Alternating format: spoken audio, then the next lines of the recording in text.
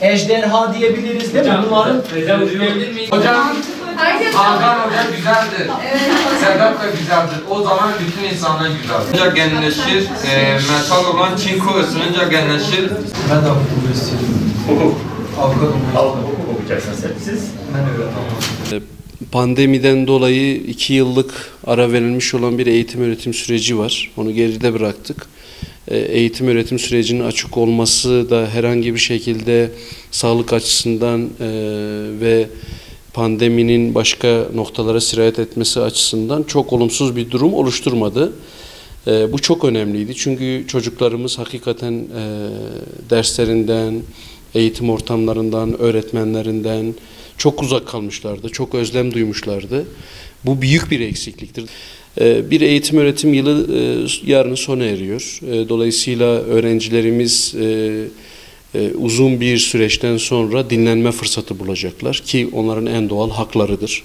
Özellikle velilerimize bu noktada bir öneride bulunmak istiyorum. Çocukların eğitim öğretim sürecinin bitmesiyle beraber tekrar onları bir bilgi noktasında ya da kitap okuma noktasında onları çok sıkmanın bir anlamı yok. Özellikle buna dikkat edelim.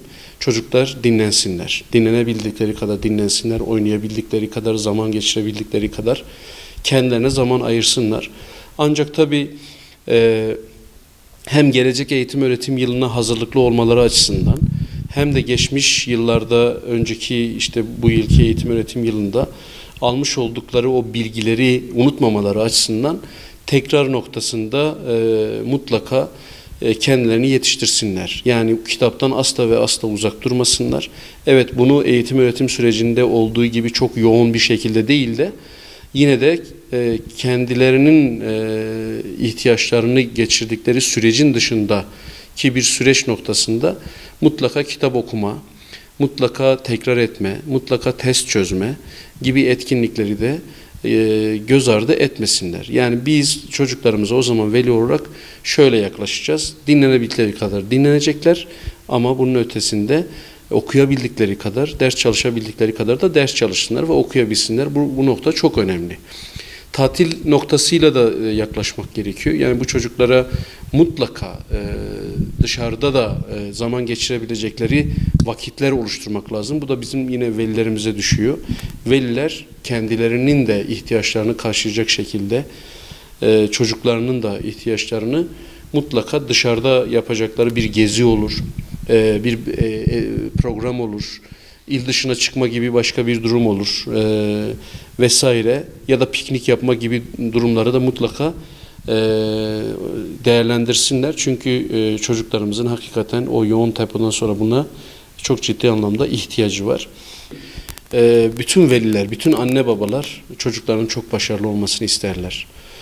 Karnelerinin çok yüksek not seviyesiyle olmasını isterler ama tabii dünyanın her tarafında olduğu gibi bizim ülkemizde de, bizim ilimizde de, okullarımızda da bütün öğrencilerin çok başarılı olması beklenemez yani. Ki zaten bu doğaya aykırıdır. O zaman şunu söyleyebiliriz. Karnesinde kırık not olan, düşük not olan öğrencilerimiz elbette olabilir. Biz bu öğrencilerimizi teskin edeceğiz. Bu öğrencilerimizin umutlarını kırmayacağız. Onların moral ve motivasyonunu kesinlikle zarara uğratacak herhangi bir eylem içinde bulunmamalıyız. Çünkü çocukluk dönem dönemi sürekli değişkenlik geçirilen dönemlerdir. Yani çocuğun bu yılki hal ve hareketleri, eğitime olan bakış açısı bu yıl çok düşük olabilir ama bir sonraki yıl düşük olacağı anlamına gelmez. Çünkü sonuç itibariyle ergenlik çağına geçen çocuk sayısı da çok az değil. Ergenlik döneminde farklı buhranlar yaşamış olabilir. O yıl belki herhangi bir arkadaşından dolayı eğitim öğretime soğuk kalmış olabilir. Evde yaşanmış olan bir olaydan dolayı yine soğuk kalmış olabilir. Bunu çok fazla önemsememek gerekiyor ama bunu çok fazla da vurdum duymaz bir şekilde kulak arkası da yapmamak gerekiyor. Bunun üzerine gitmek lazım, araştırma yapmak lazım. Çocuk neden bu yıl çok moral motivasyonu düştü? Geçen yıl başarılıyken neden bu yıl başarısız oldu gibi. Bunun sebeplerine de bir inmek gerekiyor. Bunun dışında öğretmen arkadaşlarımız açısından da bir değerlendirmede bulunmam gerekiyor. Öğretmen arkadaşlarımız evet onlar için 2 aylık bir tatil süreci olacak. Öğrencilerimiz için 3 aylıkken öğretmen arkadaşlarımız için 2 aylık bir süreç olacak. Öğretmen arkadaşlarımızın da tabii ki tatil yapmalarının dışında onların da yine okuma noktasında da kendilerini yetiştirmelerini öneriyoruz.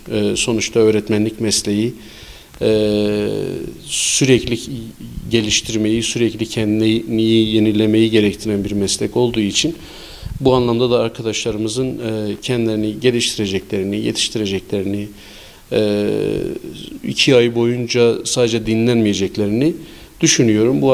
Bu anlamda da hani bir tecrübeli abileri olarak kendilerini yetiştirmelerini umut ediyoruz. Yüksek lisans yapmayan arkadaşlarımız yüksek lisans yapma noktasında mutlaka bir girişimleri olsun. Özellikle Ağustos ayında yeniden üniversitelerimiz bu anlamda kabul alacaklar. Yüksek lisans kabulü.